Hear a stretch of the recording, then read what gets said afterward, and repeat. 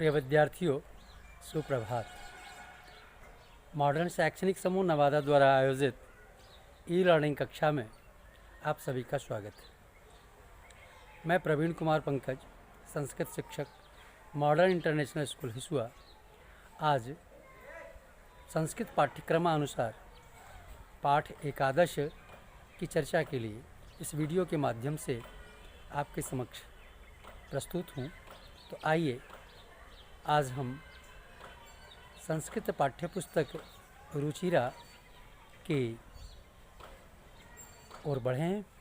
उसके पाठ एकादश का वाचन और अर्थानुवाद मैं साथ साथ करता चला जाऊंगा। आप सभी ध्यान देकर इसे देखें और सुने। तदुपरांत आगे की चर्चा होगी। आइए हम पाठ की ओर बढ़ते हैं। रुचिरा द्वितीयो भागः सप्तम वर्गाय संस्कृत पाठ्यपुस्तकम् एकादशः पाठः, जिसका शीर्षक है समवायो ही दुर्जयः। जिसे कठिनता से जीता जा सके उसके लिए एकता आवश्यक है। इस कहानी का शीर्षक समवायो ही दुर्जयः का उद्देश्य तो यही है। आगे बढ़ते हैं। क्या कहता है?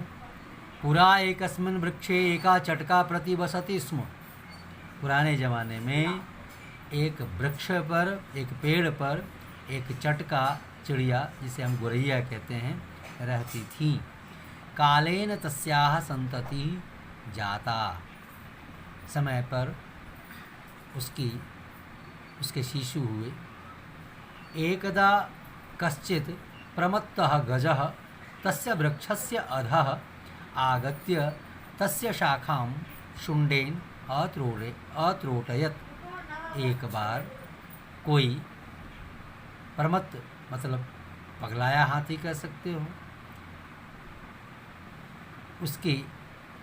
उसके पेड़ के नीचे आकर उसकी शाखा यानी पेड़ की शाखा डाली को शुण्डेन सूंड से अत्रोटयत् तोड़ दिया।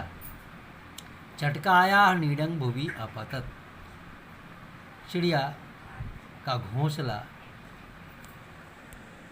जमीन पर गिर गया। तेन जिससे अंडानि विशीर्णानि, उसके अंडे टूट फूट गए, बर्बाद हो गए, नष्ट हो गए। अथ सा चटका व्यलपत, इसलिए वह चिड़िया बेचारी विलाप करने लग गई, रोने लग गई। तस्याः विलापं श्रुत्वा काष्ठकूटः नाम खगः दुखेन ताम अपृच्छत्, भद्रे किमर्थं विलपसि इति। उसके रोदन को, उसके क्रंदन को, मतलब उसके रोने की आवाज़ को सुनकर काष्ठकूट नाम का पक्षी दुख से उसको पूछा, चिड़िया से पूछा, भद्रे किमर्थं विलपसि, हे तुम क्यों रो रही हो?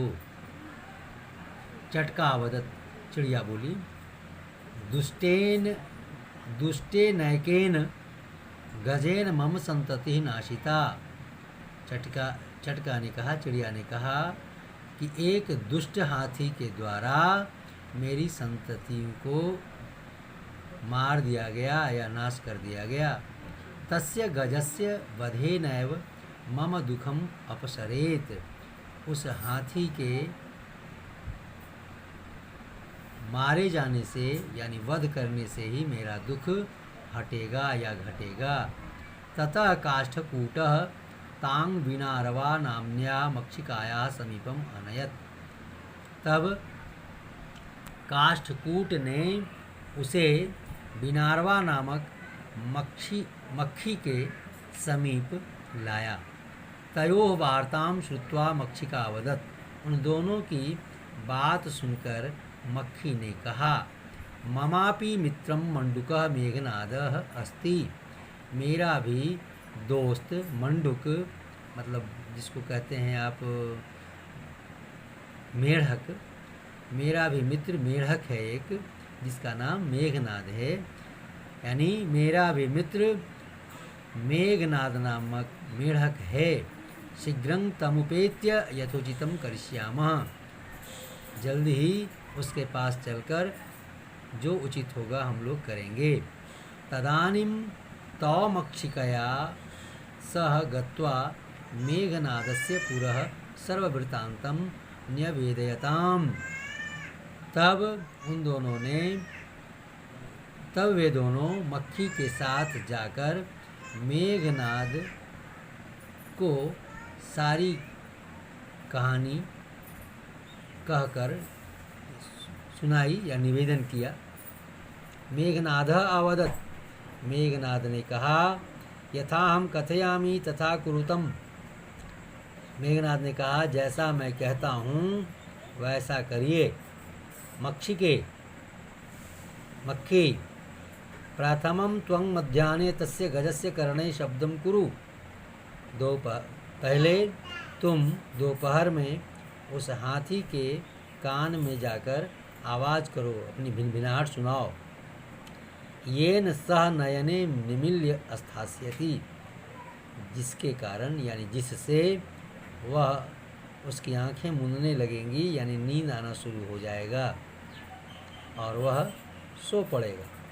तथा काष्ठकूटः चंचवा तस्य नयने स्फोटयिष्यति, और तब जाकर काठकूट, जिसको हम लोग हिंदी में कठफोड़वा बोलते हैं, वह चिड़िया को काष्ठकूट कहा गया संस्कृत में। तो काष्ठकूट अपनी चोंच से उसकी आँखों को फोड़ देगा। एवं सह गजः अंधा भविष्यति, इस प्रकार वह हाथी अंधा हो जाएगा। तिचार्तः सह जलाशयं गमिष्यति, प्यास से वह जलाशय की ओर जाएगा या जलाशय को जाएगा। मार्गे, रास्ते में, महान गर्तः अस्ति, रास्ते में बहुत बड़ा गड्ढा है। तस्य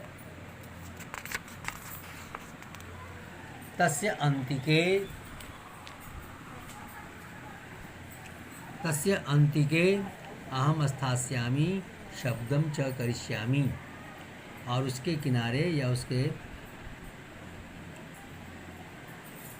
पास मैं अपनी टरटराहट, मेढक जो है, कहा मैं अपनी आवाज़ करूँगा।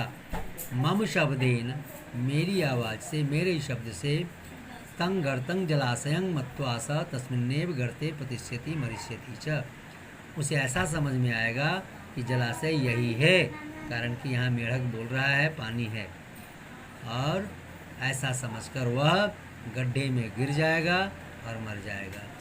अथ इस प्रकार तथा कृते स गज मध्याह्ने मंडूकस्य शब्दम अनुसृत्य महतः गर्तस्य अंतः पतितः मृतः च, इस प्रकार उसी प्रकार सारी बातें हुई। मक्खी जाकर उसके कान में भिनभिनाई, उसे नींद आई, वह सोना शुरू हो गया, लेट गया, और इधर से जाकर के कठफोड़वा ने उसकी आंखें फोड़ डाली, और कुछ देर के बाद उसे प्यास महसूस हुई, वह जाने लगा। मेढक इधर गड्ढे में अपनी आवाज़ टर टर किए जा रहा था, जिससे हाथी को यह महसूस हुआ कि जलाशय यही है, और उसके पास पहुंचा, चूँकि आँख से अंधा था, वह उसमें गिर गया और मर गया। इस प्रकार और कहा गया है, बहुनाम अप्यसाराणाम समवायो ही दुर्जयः, अर्थात अनेक निर्बलों का समूह या संगठन, यानी अनेक निर्बल मिल करके काफ़ी कठिनता से जीतने योग्य, अर्थात जिसको जीता नहीं जा सके वैसे पर भी काबू पा लेते हैं या उनसे भी बदला ले लेते हैं। इस प्रकार यह कहानी आपकी यहाँ पूरी हुई। इससे संबंधित बातें आपको अगले वीडियो में पुनः लेकर मैं उपस्थित होऊंगा। तब तक आप इस पाठ के शब्दार्थों को भली भांति याद कर लें अच्छी तरह, ताकि आप इसे भी अपने स्वयं पढ़ करके और इसके अर्थ को समझ सकें। धन्यवाद।